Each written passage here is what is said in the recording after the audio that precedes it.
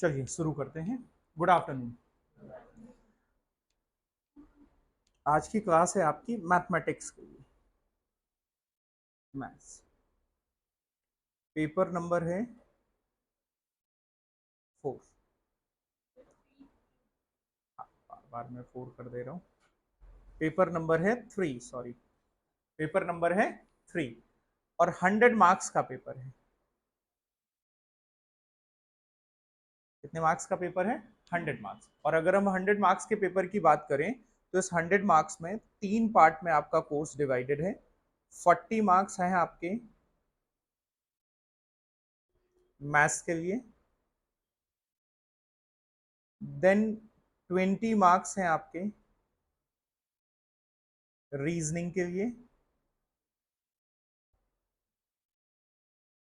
और again 40 marks हैं आपके स्टैट्स के।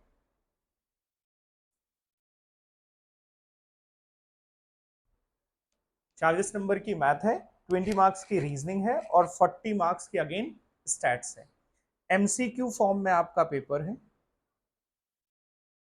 और इस पेपर के लिए आपको 2 आवर्स का समय अलाउड है। 100 क्वेश्चन पूछे जाएंगे और 2 घंटे का समय, 60 मिनट का। तो अगर ऑन एन एवरेज देखें तो एक क्वेश्चन के लिए 1 मिनट का ही लगभग समय है। तो मुद्दा यहाँ पर स्पीड का है कि आप कम से कम समय लेते हुए सही क्वेश्चन को कर ले जाएं। 0.25 मार्क्स की आपकी नेगेटिव मार्किंग है।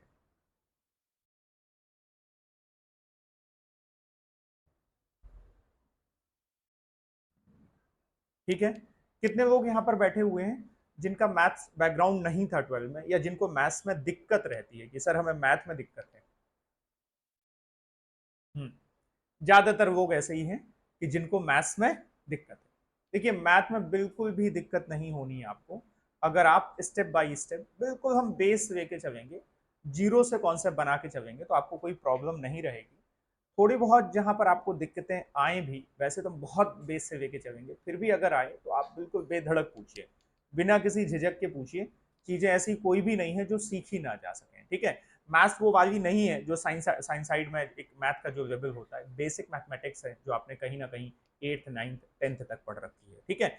और दूसरी चीज, ये 20 मार्क्स की रीजनिंग, ये आपकी स्कोरिंग है, ये काफी इजी है। यहाँ 40 मार्क्स की स्टैट्स, ये आपकी स्कोरिंग है, इसमें मैथ का पार्ट नहीं है, बहुत बेसिक है। थोड़ा सा मैथ्स का जो पार्ट है, यहाँ से आपको थोड़ा डर हो सकता है, इसको भी हम धीरे धीरे आराम से सीख लेंगे, कोई प्रॉब्लम नहीं होगी। आज की क्लास जो मेरी है, वो हम किसी टॉपिक को नहीं स्टार्ट कर रहे हैं, मैथ्स के कुछ बेसिक्स की बात करेंगे, बहुत छोटे छोटे ऑपरेशंस की मैथ की बात करेंगे, जो अदरवाइज जिनमें हमसे मिस्टेक हो जाती है। अगर इन ऑपरेशंस में आपसे मिस्टेक नहीं होगी तो फिर हम मैथ सीख ले जाएंगे, मैथ में आपको कोई दिक्कत नहीं होगी। तो सबसे पहले हम डिस्कस करेंगे आज basic concepts. Basic concept, basic concept में कॉन्सेप्ट नंबर 1 है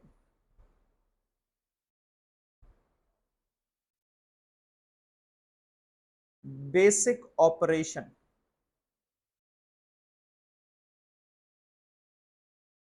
मैथमेटिक्स में साइन का बेसिक ऑपरेशन क्या है कि अगर हम प्लस और प्लस, इनका अगर हम प्रोडक्ट करते हैं, कई बार हम ये बेसिक ऑपरेशन में हमसे मिस्टेक हो जाती है, तो इनका अगर हम प्रोडक्ट करते हैं तो प्रोडक्ट क्या आता है? प्रोडक्ट क्या आएगा? प्लस। नंबर्स का प्रोडक्ट हो जाएगा, साइन किसका आ जाएगा? प्लस का। अगर ये आपका माइनस और इसका ऑपरेशन, हम इसका प्रोडक्ट हम किसके साथ करते हैं? माइनस के साथ में, तो जो आपका रिजल्ट आएगा वो क्या आएगा? प्लस आएगा। अगर पहली नंबर आपकी माइनस की है और दूसरी नंबर आपकी प्लस की है तो रिजल्ट क्या आएगा? माइनस। पहली अगर प्लस की है और दूसरी माइनस की है तो रिजल्ट क्या आने वाला है? माइनस। सिंपल वर्ड में हम ये कह सकते हैं कि अगर सेम साइन है, सेम साइन का अगर प्रोडक्ट होगा तो जो रिजल्टिंग नंबर होगी उसका साइन क्या होगा? प्लस। और अगर अपोजिट साइन है,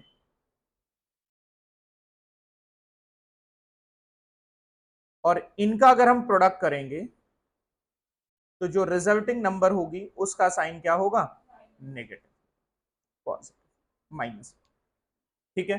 ये बिल्कुल बेसिक की बात है और ये रूल किसका है? प्रोडक्ट का रूल है। किसका रूल है? प्रोडक्ट का रूल है। इसको आप एक नोट कर लीजिए, क्योंकि छोटे छोटे कॉन्सेप्ट हैं, आराम से डिस्कस कर लेंगे।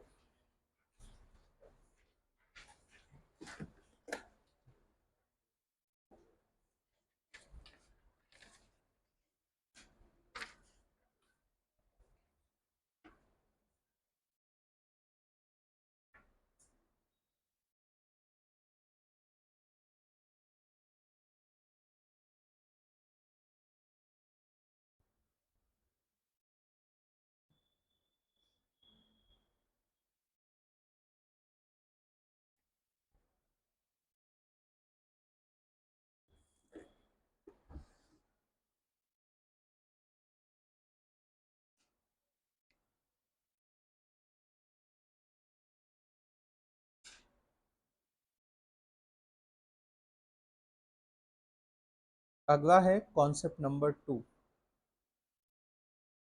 कॉन्सेप्ट नंबर 2,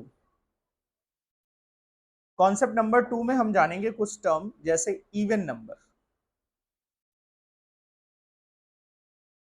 सर ये कौन सा टॉपिक बता रहे हैं आप? ये कोई मैं टॉपिक नहीं बता रहा हूं, ये मैं वो बेसिक बातें जो जगह जगह पर आ जाती हैं और आपको दिक्कत क्रिएट करती हैं, ठीक है? तो इनमें आगे से कभी दिक्कत ना हो। तो इवन नंबर क्या होती है? इवन नंबर कौन बताएगा? What is even number? The number which is divisible bye 2। तो इवन नंबर कौन सी नंबर है? The number which is divisible bye 2। और मुझे बता दीजिए 2 का डिविजिबिलिटी रूल क्या कहता है?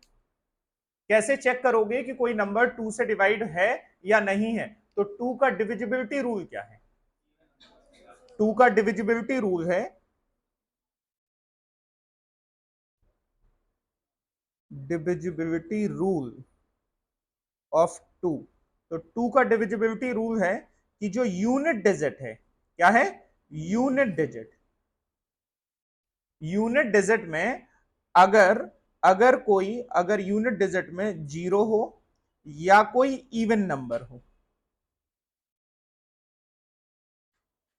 इवन नंबर का मतलब 2, 4, 6, 8, यहां तक की अगर बात करेंगे तो अगर यूनिट डिजिट में आपके 0 है या कोई इवन नंबर है 2, 4, 6, 8, तो ये आपका डिविजिबिलिटी रूल होता है। वो नंबर फिर कितनी भी बड़ी हो, वो नंबर आपकी 2 से डिवाइड हो जाए। तो इवन नंबर क्या होगी? The number which is divisible bye 2। Example बता सकते हो आप कुछ इवन नंबर के? 2, 4, 6, 8 एटसेट्रा, ठीक है? 10, 10, 12, ये आपके क्या है? एग्जाम्पल हो गए किसके? इवन नंबर के। तो इवन नंबर अब आगे से आपको याद रखना है, कभी भी अगर बात करी जा रही इवन नंबर की, तो इवन नंबर का मतलब है the number which is divisible bye 2। Second, odd number. Odd number क्या होंगी? The number which is not divisible by 2।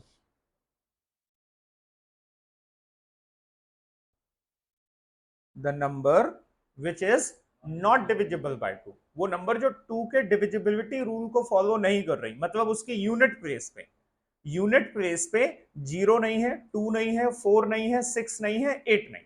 अगर यूनिट प्लेस पे ये डिजिट नहीं है तो वो नंबर आपकी कैसी नंबर होगी? Odd number. एग्जाम्पल बता सकते हैं ऑड नंबर के? 1, 3, 5, 7, 9, 11, ये आपकी क्या है? Odd number. Is this okay? फिर एक कॉन्सेप्ट आता है प्राइम नंबर का। कोई मुझे बताएगा प्राइम नंबर किसे कहते हैं? Yes, the number which is not divisible by any other number but divisible by itself only. One and itself, one से सारे डिवाइड हो जाएंगे और वो खुद से, उसके और किसी नंबर से वो डिविजिबल नहीं होगी। ऐसी नंबर को हम क्या कहेंगे? Prime number. तो हम कहेंगे the number which is divisible by which is divisible by 1 and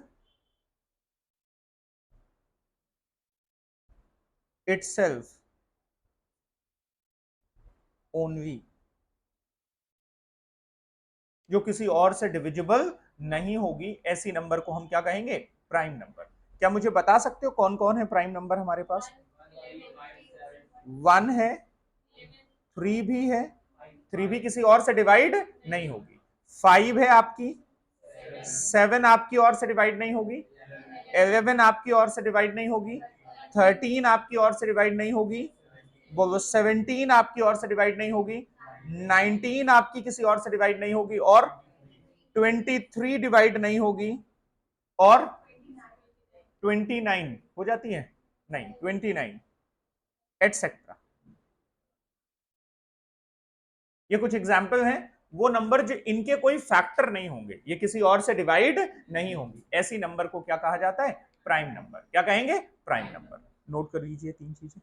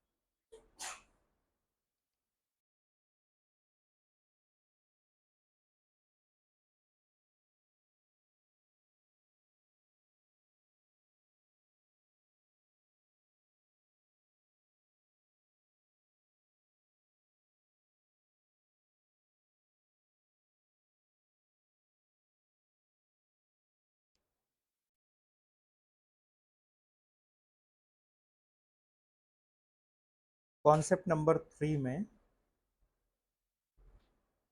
हम बात करेंगे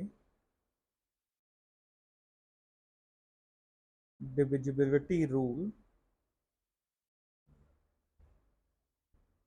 तो divisible by divisibility rule of 2, ये हम डिस्कस कर चुके हैं। कुछ बेसिक, फिर अब डिविजिबिलिटी रूल ऑफ 3। 3 का डिविजिबिलिटी रूल क्या होगा? Sum of the digits of number is divisible by 3, then number is also divisible by 3, then number is also divisible by 3। अगर आपके, क्या कहा मैंने, अगर आपकी नंबर्स है, कोई आपको चेक करना है कि वो 3 से डिविजिबल है या नहीं है, तो उसकी जो भी डिजिट्स हैं, डिजिट्स का सम कर दीजिए और उस सम को 3 से डिवाइड कर दीजिए। अगर वो सम 3 से डिवाइड हो रहा होगा तो नंबर भी 3 से डिवाइड हो जाएगा।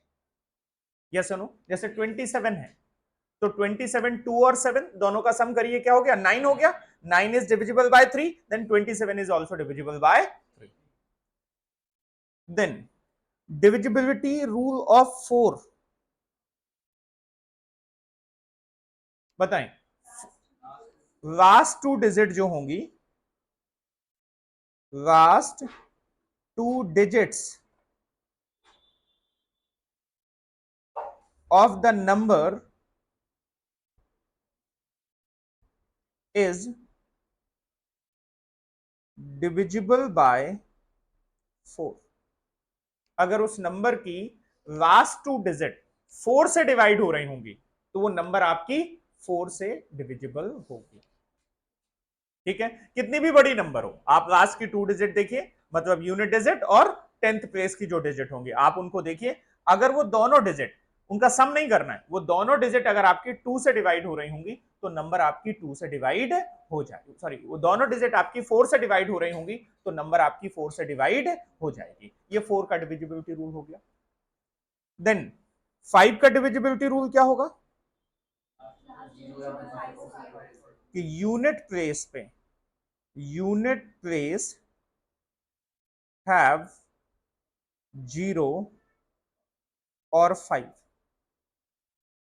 यूनिट प्लेस पे, नंबर की यूनिट प्लेस पे या तो 0 हो या तो 5 हो तो वो नंबर आपकी 5 से डिवाइड हो जाएगी।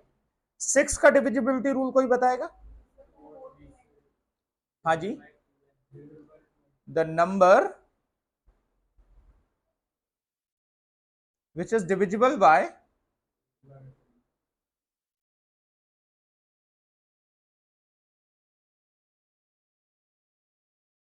2 and 3।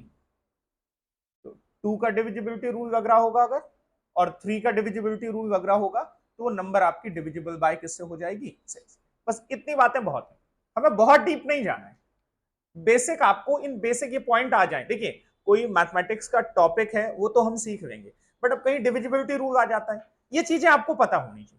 ये चीजें अगर आपके माइंड में है ये कहीं पर भी यूज हो सकती हैं, इनसे डायरेक्ट कोई क्वेश्चन नहीं आएगा, आपसे वो नहीं पूछेंगे कि आप 4 का डिविजिबिलिटी रूल बताइए, बट हाँ कोई क्वेश्चन ऐसा पूछ सकते हैं जहां पर आपको 4 का डिविजिबिलिटी रूल अप्लाई करना। तो मैथ सीखनी है तो कुछ ये बेसिक आना ही आना चाहिए। ये आप कॉन्सेप्ट नंबर 3 नोट कर लीजिए।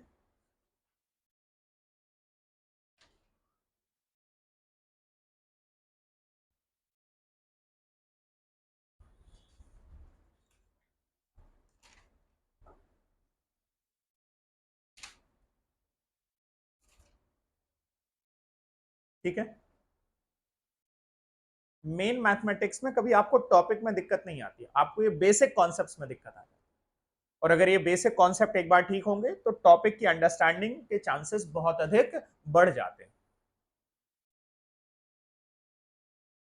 नेक्स्ट आ जाइए आप कॉन्सेप्ट नंबर 4।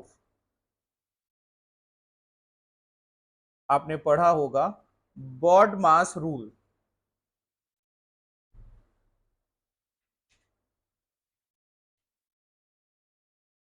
बॉड मास रूल मैथमेटिक इक्वेशन को सॉल्व करने के लिए बॉड मास रूल लगता है। क्या लगता है? बॉड मास रूल। जैसे जैसे अगर मैं एग्जांपल की बात करूं, मान लीजिए लिखा हुआ है 2 into 3 minus 2 into 6 divisible by 5। अब इस इक्वेशन में प्रॉब्लम क्या आएगी कि पहले डिवाइड करें या पहले मल्टीप्लाई करें या पहले माइनस करें, कौन से काम को पहले करना है? भाई ऐसा भी हो सकता है, आप ऐसा कर सकते हो कि 6 को 5 से डिवाइड कर दो, बाद में फिर आप मल्टीप्लाई करो। तो कौन से काम को, मतलब ये एडिशन, सब्सट्रैक्शन, मल्टीप्लिकेशन और डिवीजन, अगर ये एक ही इक्वेशन में आ रहे हैं, एक ही इक्वेशन में अगर आ जा रहे हैं और आपको सिंप्लीफिकेशन करना है, तो ऑर्डर क्या फॉलो करोगे? ये ऑर्डर बताया गया है किसके द्वारा? बॉड मास के द्वारा। किसके द्वारा बताया गया? बॉड मास। तो बॉड मास का मतलब होता है,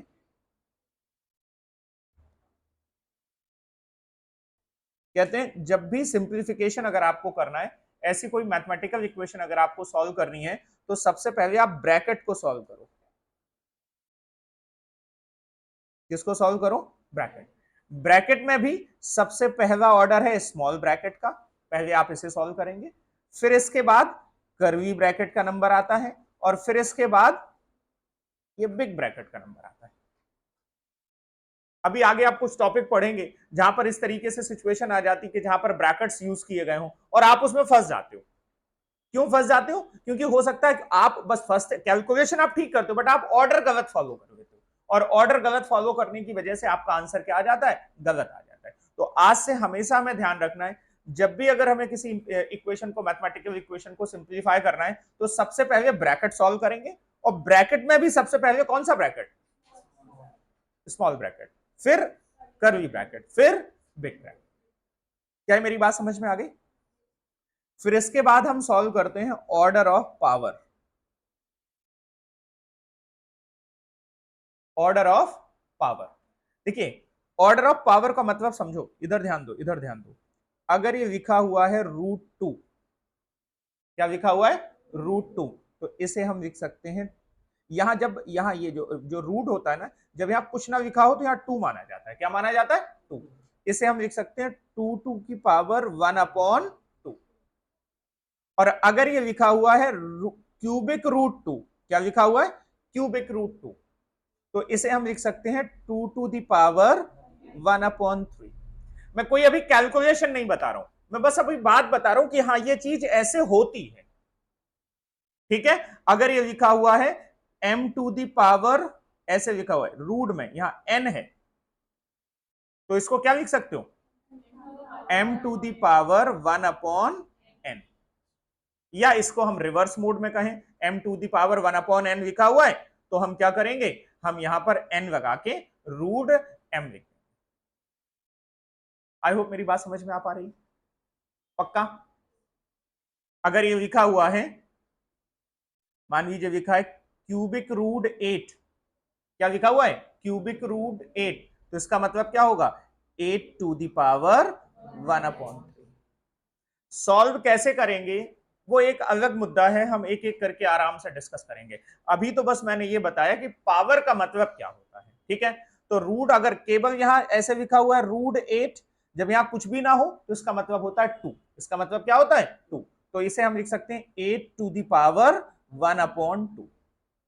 बताएं क्या ये बातें समझ में आ रही हैं, पक्का। तो अगली बात मैंने आपसे कहा कि ऑर्डर ऑफ पावर, सेकंड जो हम महत्व देंगे वो किसको देंगे, पावर को। फिर अगर फिर और कुछ अगर किसी को प्रायोरिटी देनी तो पहले डिवाइड करो, क्या करो पहले डिवाइड, पहले डिवाइड करो, फिर मल्टीप्लाई करो, फिर जाके एडिशन करो, फिर जाके सब्सट्रैक्शन करो।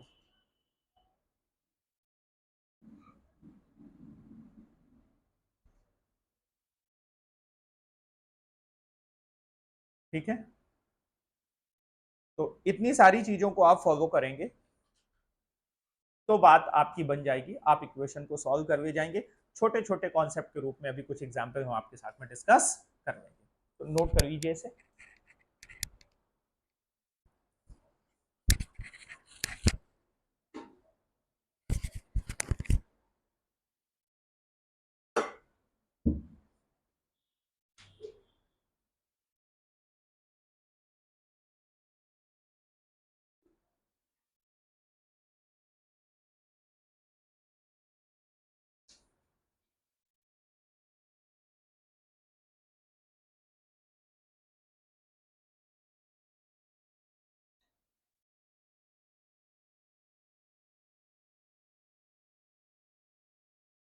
आई होप बात समझ में आ रही होगी आपको। अब एग्जाम्पल लिख लीजिए, कुछ एग्जाम्पल करेंगे फिर आप आंसर बताएंगे। एग्जाम्पल है 4+8 डिवाइडेड बाय 4, इसको सॉल्व करना है हमें। तो देखिए हो क्या सकता है, हम क्या गलती कर सकते हैं, हम पहले कर सकते हैं इन दोनों को डिवाइड प्लस कर दें और बाद में 4 से डिवाइड कर दें, ये मिस्टेक हो सकती है हमसे, बोले हाँ या ना, क्या मिस्टेक हो सकती है। इसे हम करें 8+4 कितना हो गया 12, डिवाइडेड बाय 4 कर दें कितना हो गया 3, जबकि ये क्या है गलत। ठीक है सर, मतलब ऐसी भी गलतियां हो जाती हैं, हो जाती हैं बेटा, मैं अपने 15 इयर्स के एक्सपीरियंस से कह रहा हूं, कॉमर्स वाले कुछ बच्चों के साथ ऐसी भी गलतियां हो जाती हैं, ठीक है। और आपसे यहां मैथमेटिक्स, बहुत कोई मैथमेटिशियन नहीं बनाना है आपको, आपको बेसिक आता हो और फिर कुछ चैप्टर्स हैं उनकी धीरे धीरे आपकी अंडरस्टैंडिंग बन जाए, बड़े आसान तरीके से मैथ का पेपर निकल जाता है। मैथ के पेपर के लिए नहीं कि आपको मैथमेटिशियन बनने की जरूरत है, बस कॉन्सेप्ट आपके ठीक होंगे, थोड़ी कुछ बहुत चीजें हम सीखेंगे, ऑटोमेटिकली बातें, ठीक है। तो ये बात समझ में आएगी, इसे कैसे सॉल्व करोगे। हमने देखा इसमें दो साइन थे, डिवाइड का और एडिशन का, तो डिवाइड और एडिशन में हम पहली प्रायोरिटी किसको देते हैं, डिवाइड को देते हैं। तो हमने 4 को एज इट इज रखा, इसको डिवाइड कर लिया, प्लस को प्लस रखा, 8 को डिवाइड कर लिया 4 से तो 2 आया, तो किसके बराबर हो गया 6 के बराबर। आई होप बात समझ में आ रही है, बोले हाँ या ना। फिर अगला एग्जाम्पल लिखिए, अगला एग्जाम्पल लिखिए, example number 2, 4 into 3 plus 2 into 9 divided by 3। बताइए क्या आंसर आएगा।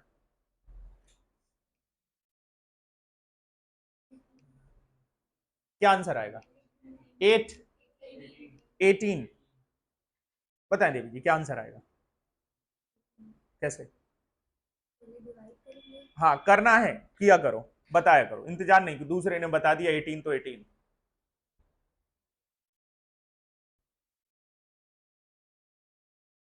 ठीक है, कैसे सॉल्व करेंगे? हम इसको चाहे तो इसको अभी मल्टीप्लाई कर रहे हैं, कोई दिक्कत नहीं है, ये मल्टीप्लाई हो सकता है। कितना हो गया?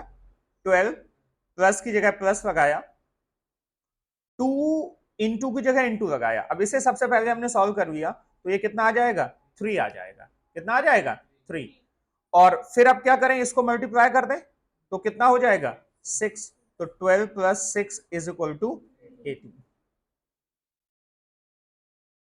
यहां पर कैलकुलेटर कैलकुलेट करने की कोई जरूरत नहीं। कैलकुलेटर को भी थोड़ी देर के लिए हटा के रख दीजिए, जरूरत नहीं, जहां जरूरत होगी वहां पर देखेंगे। इसके अलावा अगर और कुछ ऑर्डर फॉलो करोगे गलत हो जाएगा आपका। Is this okay? फिर एक एग्जांपल और लिखिए जरा। 2 इंटू 3 डिवाइडेड बाय 3 माइनस 1।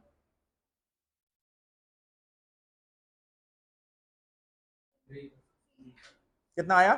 3। अब इसमें क्या किया आपने? सबसे पहले ब्रैकेट के अंदर सॉल्व करेंगे, क्योंकि ब्रैकेट लगाया तो सबसे पहले ब्रैकेट के अंदर सॉल्व करेंगे। तो क्या हो जाएगा अगर ब्रैकेट के अंदर? ये हो गया 6 डिवाइड आया और ये हो गया 2, तो कितना आ गया? 3। ठीक है बेटा।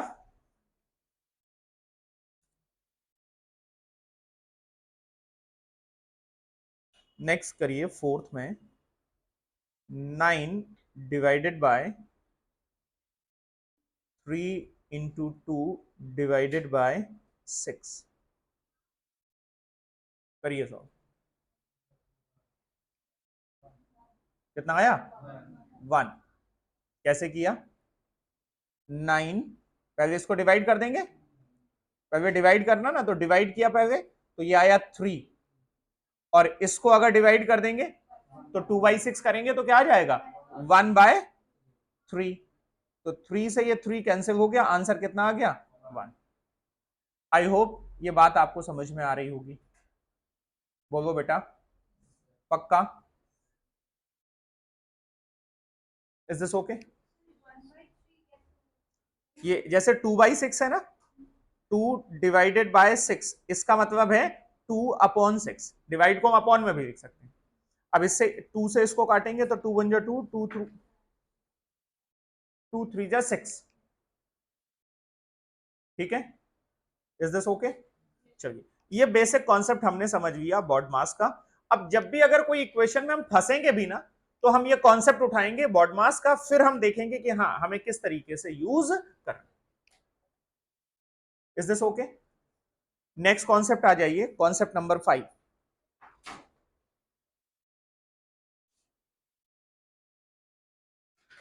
Concept number 5,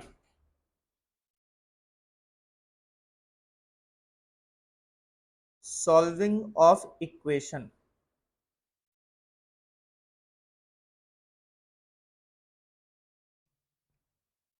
simple equation.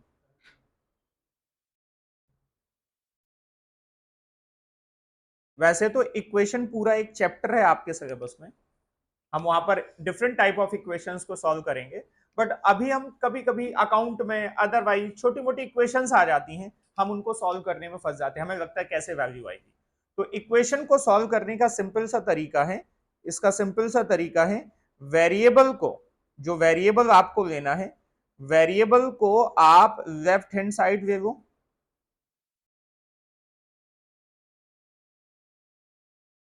और बाकी जो भी नंबर्स हैं उनको ट्रांसफर कर दो किस side? Right hand side.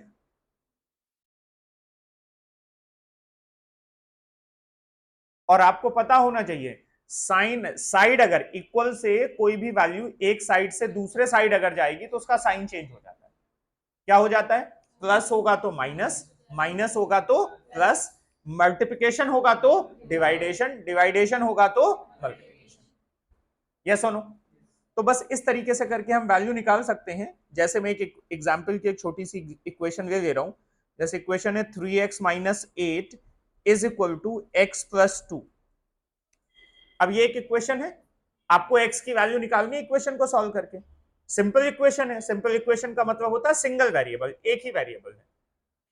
Sir simultaneous equation भी होंगी, क्वाड्रेटिक इक्वेशन होंगी, डिटेल बात हम करेंगे इक्वेशन के चैप्टर में। जब हम मैथमेटिक्स में एक चैप्टर है हमारा इक्वेशन का, वहां पर करेंगे तो डिटेल करेंगे। अभी तो हम एक बहुत ही बेसिक बात कर रहे हैं जो कई बार हो सकता है, मुझे ये नहीं कह रहा हूं हर किसी को ये चीज नहीं आती, बट एक आध परसेंट ऐसा हो जाता है कि कभी किसी पॉइंट को कोई चीज हमें नहीं आती है, और ये हमारे लिए बहुत जरूरी है। इनसे खुद से कोई क्वेश्चन बनने वाले नहीं है, बट आगे जो भी डिस्कशन करेंगे वहां कहीं ना कहीं पर ये पॉइंट आते हैं, तो आपको दिक्कत ना। Is this okay? क्या जाएगा यहां पर x की वैल्यू, क्या करना होगा आपको? 3x, x को इस तरफ ट्रांसफर कर लो तो माइनस, ये 2 एज इट इज है, 8 को उस तरफ ट्रांसफर करो तो 8। यहां पर क्या आ गया, ये 2x, और ये कितना हो गया 10, तो x। अब यहाँ 2 को दूसरे साइड में जाना, नंबर दूसरे साइड में जाने, तो x की वैल्यू हमारी क्या आ जाएगी 10 अपॉन 2। यहाँ 2 मल्टीप्लिकेशन में था, उस साइड जाएगा तो किसमें हो जाएगा, डिवाइडेशन। तो ये कितना आ गया 5। Is this okay?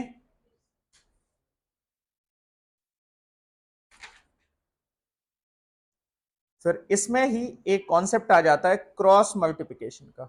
किसका कॉन्सेप्ट आ जाता है? Cross multiplication.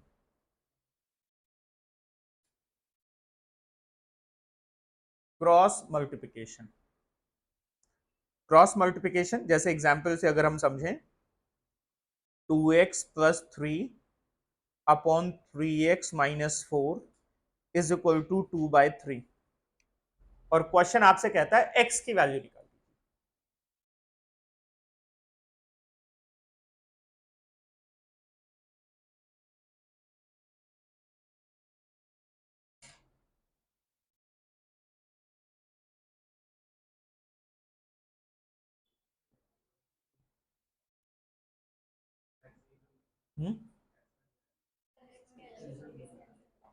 x कैंसिल हो जा रहा है तो चेंज करो यार।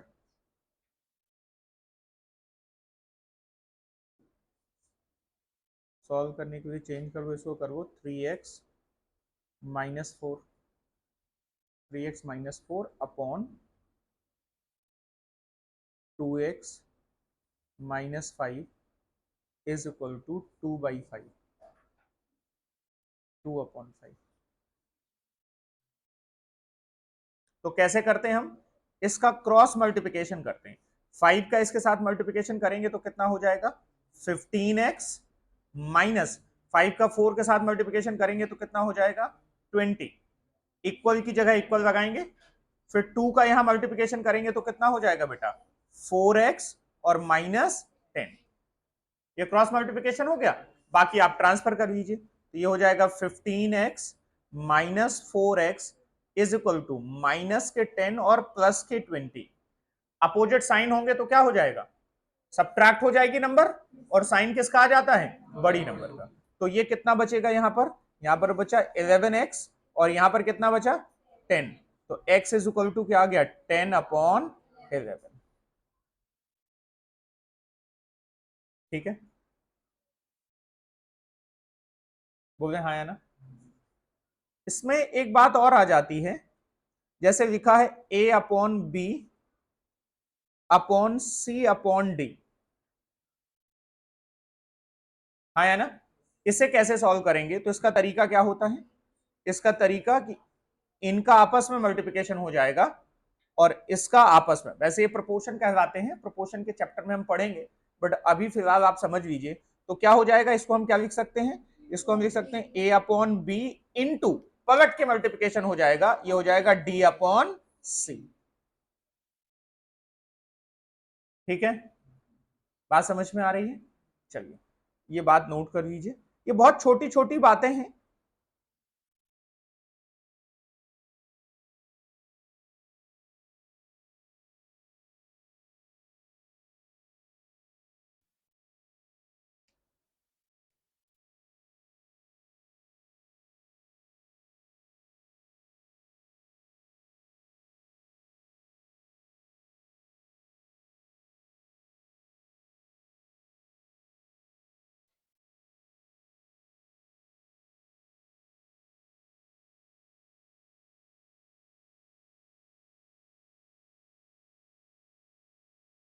Is this okay?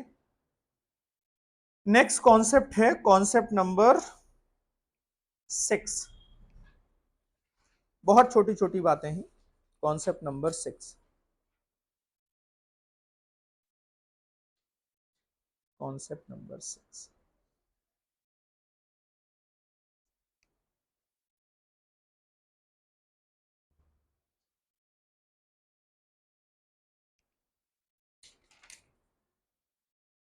इसमें लिखिए सम इंपॉर्टेंट फॉर्मूलेज।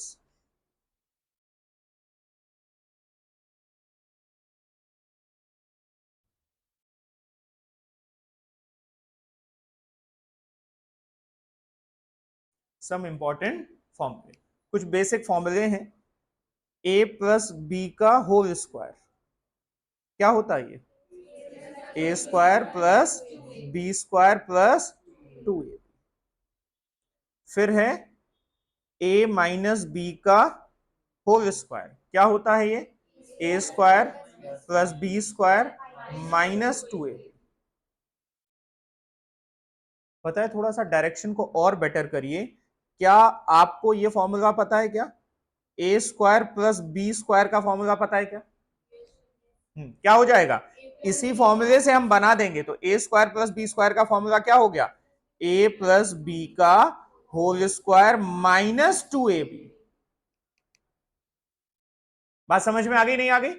कई बार हमें ये तो याद रहता है ए प्लस बी का होल स्क्वायर, बट अगर हमसे पूछ लिया जाए ए स्क्वायर प्लस बी स्क्वायर का फॉर्मूला क्या है, तो फिर हम कंफ्यूज हो जाते हैं, फिर हम कुछ भी कुछ करने लगते हैं। तो ए स्क्वायर प्लस बी स्क्वायर का फॉर्मूला क्या हो गया?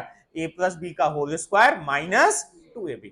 इसी तरीके से एक फॉर्मूला और भी इसका बन सकता है, ए स्क्वायर प्लस बी स्क्वायर का ये भी फॉर्मूला हो सकता है क्या? ए माइनस बी का होल स्क्वायर और प्लस 2a। ये दोनों फॉर्मूले हो सकते हैं।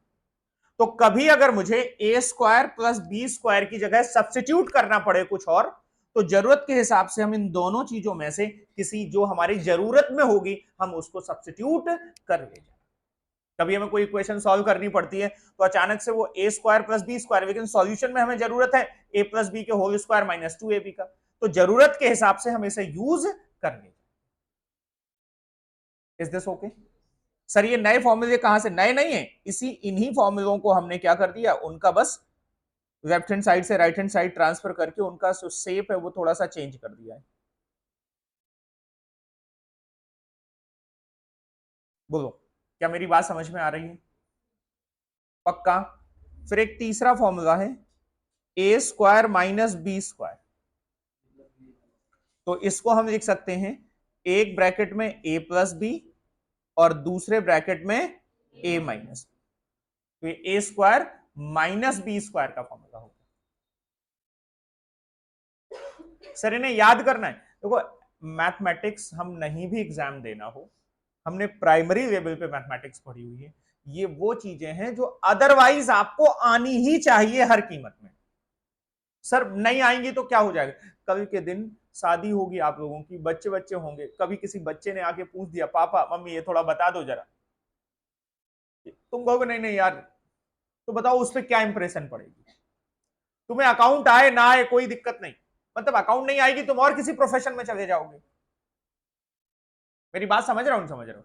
बट मैथमेटिक्स का बेसिक ऐसा पार्ट है जिसका तुम्हें कहीं यूज ना करो तुम, बट अपने घर में तो करना ही पड़ेगा, अपनी फैमिली बच्चों के लिए बाद में करना ही पड़ेगा। वो एक आध बार तो आ ही जाएंगे, फिर बाद में ही कहेंगे बताओ इन्हें यही नहीं आती, हमसे चाहते हैं कि हम, तो कुछ हमें भी करना पड़ेगा ना। समझ रहे हो? नई जनरेशन, आप खुद भी बहुत तेज हैं और आपके आगे आने वाली जनरेशन वो कितनी, आप 5G है, वो कौन सा जी होगा इसका अंदाजा आज नहीं लगाया जा सकता है। समझ रहे हैं मेरी बात को? तो कम से कम मैथ के बेसिक तो आने ही चाहिए।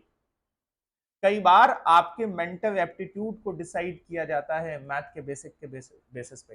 कई बार ये डिसाइड हो जाता है, कभी कोई डिस्कशन चल रहा है, कोई कैलकुलेशन चल रही है, अगर आपकी कैलकुलेशन फास्ट है, अगर आपके बेसिक्स अच्छे हैं, तो ये माना जाता है नहीं पढ़ा लिखा है, होशियार है। और अगर ये बेसिक की कैलकुलेशन नहीं है आपकी, तो लगता है क्या पढ़ रहे हो तुम, बताओ तुम्हें ये नहीं आता। यस और नो?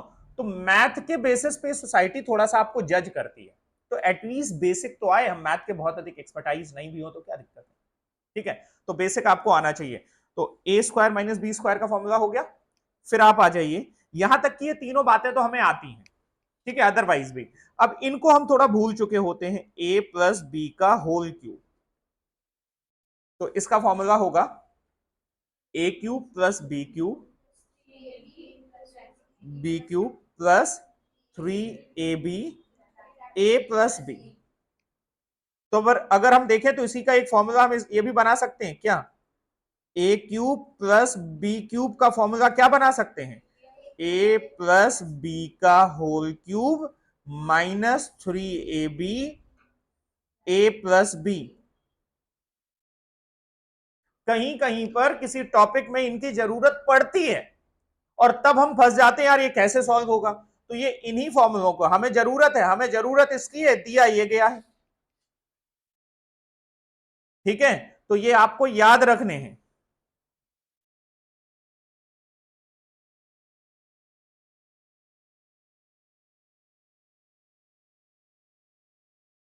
इसके बाद a माइनस बी का होल क्यूब, तो ये हो जाएगा a cube minus B cube minus 3ab और into a minus B, into a minus B.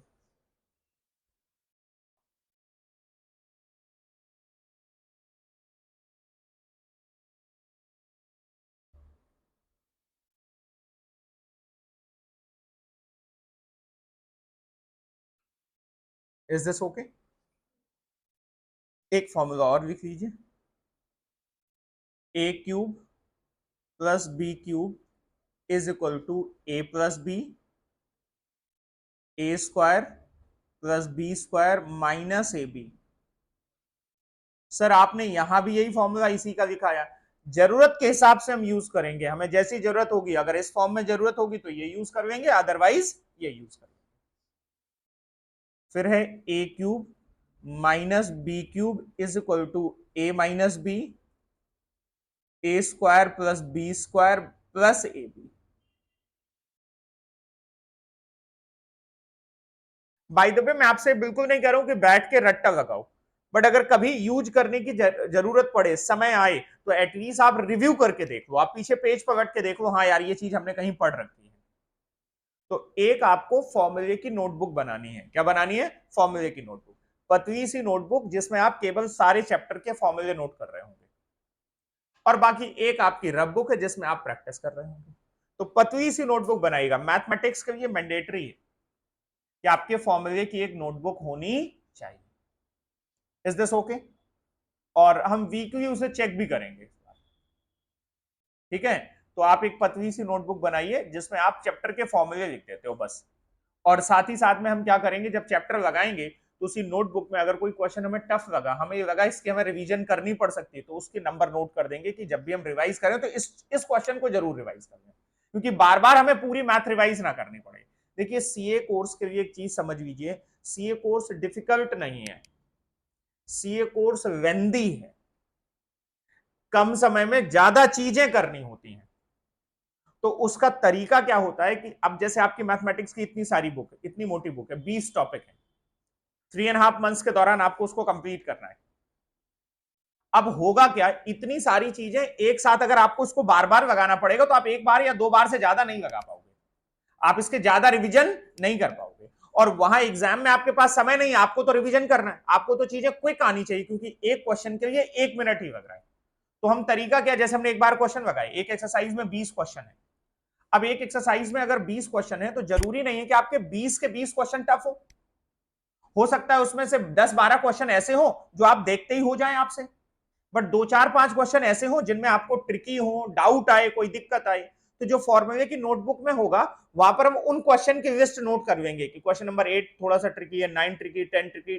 तो जब भी हम रिवाइज करेंगे ना तो उस चैप्टर को हम फॉर्मूले याद कर लेंगे, फॉर्मूले रिवाइज कर लेंगे, और उस चैप्टर को हम पूरे क्वेश्चन नहीं लगाएंगे, क्योंकि जो क्वेश्चन हमें आता है कई बार उसी में हम क्यों टाइम वेस्ट करें।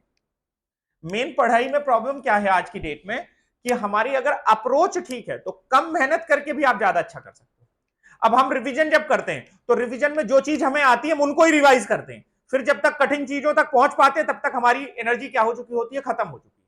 तो हमें फिल्ट्रेशन करके करना है। हमने वो क्वेश्चन हाईलाइट करिए जिनको हमें बार बार रिवाइज करना है, और वो क्वेश्चन जिनको हमने स्पेसिफिक नहीं किया उनमें हमने एक बार पढ़ लिया, हमने मान लिया ये हमें आते हैं, उनकी बार बार रिवीजन की जरूरत नहीं। जैसे आपने बचपन में देखा होगा या सुना होगा, देखा नहीं होगा, सुना होगा, कहानी आपने सुनी होगी कि एक ये पिलर था और एक चींटी है यहां से पिलर पे चढ़ती है, यहां पर पहुंचती है और फिर रुक जाती है, फिसल जाती है, फिर नीचे आ जाती है, और फिर अगली बार चढ़ती है तो यहीं तक पहुंच पाती, फिर फिसल जाती है। कहने का मतलब हुआ जैसे पहली बार आपने क्वेश्चन लगाए तो आपने जितना समय दिया टफ तक पहुंचे, थोड़ा कम मन लगा, आपने वहां पर स्टॉप कर दिया।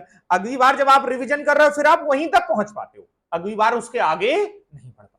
और अगर आपने ये डिसाइड कर लिया कि ये क्वेश्चन तो मुझे आते हैं, इन पे मुझे ज्यादा फोकस करना है, तो जब नेक्स्ट टाइम पे रिवीजन करोगे ना, तो आप जो जो क्वेश्चन आपको आते हैं उन पे आप टाइम वेस्ट नहीं करोगे, आप सीधे सीधे किन क्वेश्चंस को करोगे जो आपको दिक्कत दे रहे हैं। अगर पहली बार में मान लीजिए 7 क्वेश्चन ने दिक्कत दिया था, तो जब दोबारा ट्राई करोगे हो सकता है उनमें से 2-3 क्वेश्चन आपसे हो जाएं, फिर जो उन बाकी के जो नहीं हो रहे हैं, जिनमें दिक्कत आ रही है, उन पे सर्किल करके रखा। थर्ड टाइम जब रिवीजन करोगे तो केवल उन्हीं क्वेश्चंस को करोगे जिन्होंने आपको पिछले रिवीजन में प्रॉब्लम क्रिएट करी। एक ही बेसिक क्वेश्चन को बार बार लगाने की जरूरत नहीं पड़नी चाहिए। हमें मेहनत बेवकूफों की तरह नहीं करनी है, हमें मेहनत स्मार्ट तरीके से करनी है। अगर आप स्मार्ट तरीके से मेहनत करेंगे, रूटीन से करेंगे, तो रिजल्ट ऑटोमेटिकली आ जाता है। Are you getting my point? ठीक है, तो कुछ बातें जो मैं कहूं आपसे उनको मानते चलिएगा, वो आपके लिए आपके जो प्रोसेस है उसको इजी कर देंगी, आप पे बर्डन नहीं पड़ेगा, क्योंकि सीए में कोई टॉपिक डिफिकल्ट नहीं है, अगर कुछ है तो लेंदी है। कम समय में ज्यादा चीजें करनी, और कम समय में जब ज्यादा चीजें आपको याद रखनी होंगी ना, तो लास्ट में आप एक एक दिन का गैप मिलता है। अभी आप 12th के एग्जाम में 8-8 10-10 दिन का गैप मिल जाता था, आपको रिवीजन का टाइम मिल जाता था। अब यहाँ एक दिन का गैप है, रिवीजन का कोई टाइम ही नहीं मिल रहा है, तो रिवीजन कैसे किया जाए? उसकी तरीका यही है कि आप फिल्टर करके चलें। क्या करके चलें? फिल्टर। मैं आपको और तरीका, उसका डायरी सिस्टम एक होता है वो बता दूंगा, उसको आप फॉलो करके चलेंगे तो आपका रिवीजन बहुत फास्ट हो जाएगा। मैं कहता हूं आप 3 से 4 रिवीजन करो, आप 5 से 6 रिवीजन उतने ही समय में बड़े आसानी से कर लेंगे, अगर उस सिस्टम को आप फॉलो करेंगे। ठीक है, तो पहली अभी फिलहाल के लिए मैंने आपसे क्या कहा हुआ है कि मैथमेटिक्स के लिए एक पतली सी नोटबुक बना लीजिएगा, जिसमें आप क्या नोट करेंगे? फॉर्मूला। Is this okay? उनको याद रखेंगे, क्योंकि एग्जाम में काफी कुछ क्वेश्चंस तो फॉर्मूले के बेसिस पे आएंगे, स्टैटिस्टिक में बहुत सारे क्वेश्चन फॉर्मूले के बेसिस पे आते हैं। ठीक है, तो कुछ चीजें, कोई फॉर्मूला भूल गए मैथ में तो फिर वो टॉपिक बेकार हो गया, तो फॉर्मूले हमें याद रहने चाहिए, ये ध्यान रखना है हमें। तो ये फॉर्मूले आपके हो गए। धीरे धीरे, जरूरी नहीं बैठ के रट्टा लगाओ, धीरे, दो मुझे आते हैं, फिर एक हमने और याद कर लिया, फिर एक और याद कर लिया, धीरे धीरे धीरे धीरे हमारे वो याद हो जाएंगे। रिवीजन करते रहेंगे तो धीरे से याद हो जाएंगे। ठीक है, क्या ये बातें समझ में आ गई? नेक्स्ट कॉन्सेप्ट हम ले रहे हैं, concept number 7। Concept number 7, concept number 7 कहता है एलसीएम का।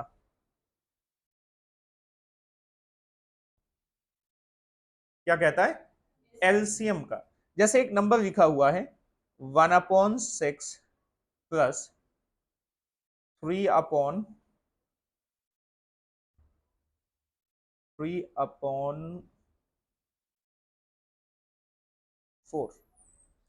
1/6 प्लस 3/4। तो इनको सॉल्व करने के लिए हमें एलसीएम लेना पड़ता है। क्या लेना पड़ता है? एलसीएम। तो एलसीएम निकालते कैसे हैं? तो एलसीएम को निकालने का तरीका क्या है?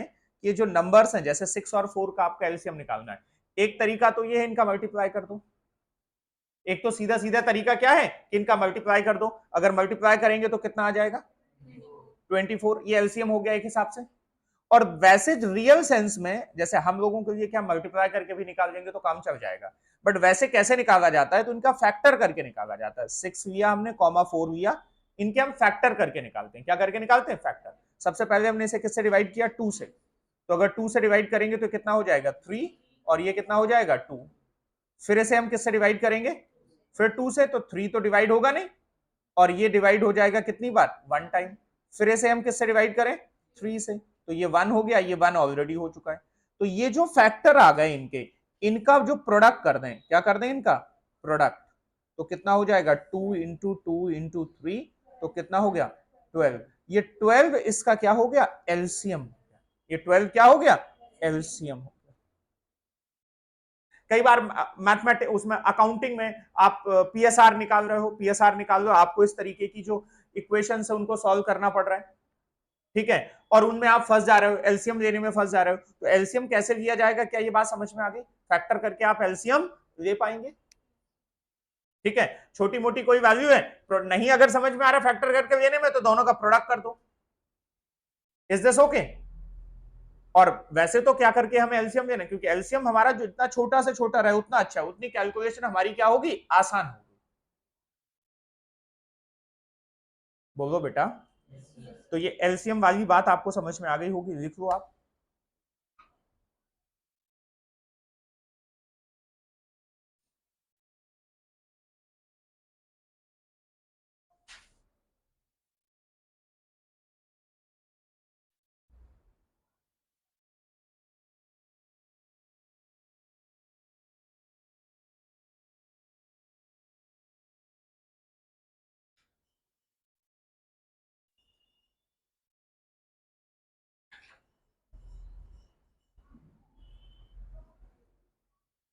फिर है concept number 8,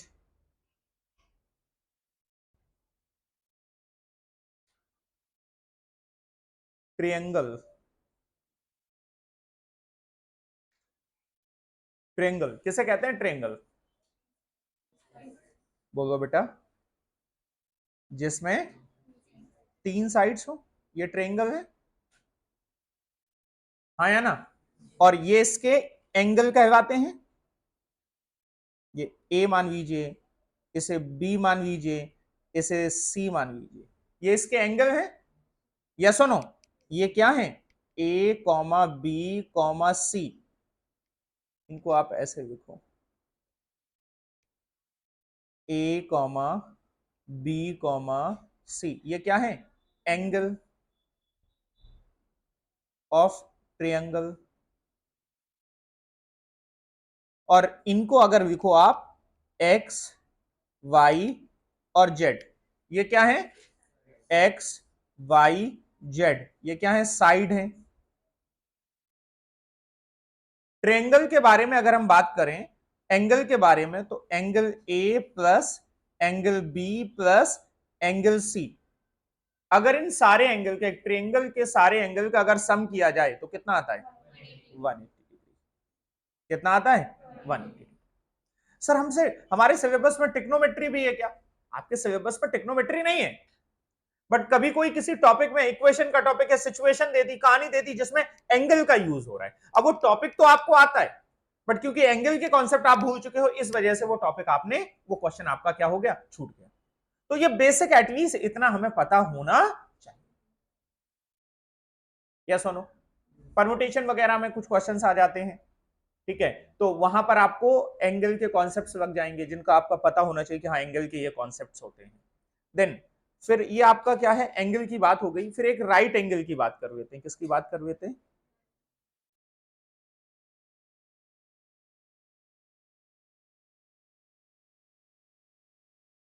right angle triangle. क्या होता है राइट एंगल ट्रायंगल?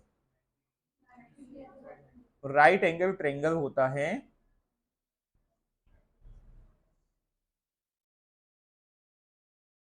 जिसका जिसका एक एंगल कितने डिग्री का हो? 90। राइट एंगल ट्रायंगल क्या है? जिसका एक एंगल कितने डिग्री का हो? 90 डिग्री। और राइट एंगल ट्रायंगल के बारे में हम जानते हैं कि ये आपका ये क्या कहलाता है? डायगोनल। ये क्या कहलाता है? डायगोनल।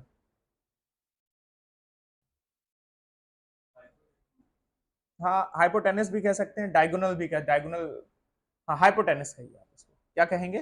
हाइपोटेनस। कर्ण, हिंदी में आप क्या कहते थे? कर्ण, ठीक है। कितने लोग हिंदी मीडियम वाले हैं? कोई है? आप है? सुना है कर्ण? नहीं तो फिर मैं अकेला ही रहता, ठीक है, चलो कोई तो है। तो कर्ण हाइपोटेनस कहते हैं, ठीक है। तो और इसका लॉजिक क्या है यहां पर, कि अगर ये राइट एंगल ट्रायंगल है, क्या है? राइट एंगल ट्रायंगल, तो हाइपोटेनस का जो स्क्वायर होगा ये बाकी की दो साइड के स्क्वायर के सम के बराबर होगा। तो C square is equal to A square plus B square. कर्ण पर बना वर्ग शेष दो भुजाओं पर बने वर्गों के योग के बराबर होता है। ये हमने पढ़ा था। हाइपोटेनस का जो स्क्वायर होगा वो बाकी की जो दो साइड्स हैं उनके स्क्वायर के समेशन के बराबर होता है।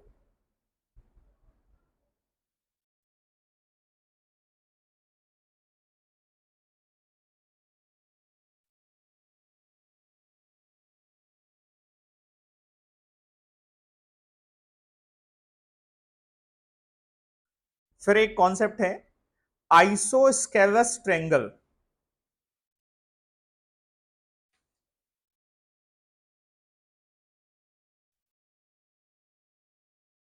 क्या होता है isosceles triangle? Two sides equal हैं, any two sides are equal, और फिर है इक्विलेटरल। तो इक्विलेटरल क्या होता है? All sides are equal.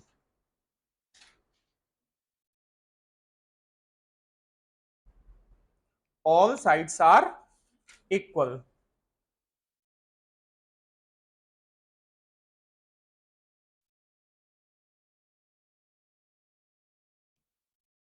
बोलो बेटा। ये कुछ बेसिक बातें हैं जो आपको पता होनी चाहिए मैथमेटिक्स में।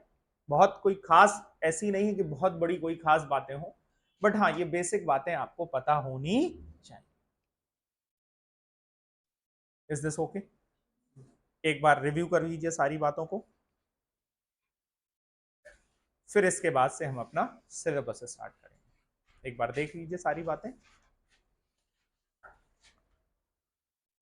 ठीक है बेटा, और देख के एक दो मिनट का ब्रेक ले लीजिए, फिर अपना सिलेबस स्टार्ट करेंगे। जो आपके चैप्टर हैं, जो आपका कोर्स है वो स्टार्ट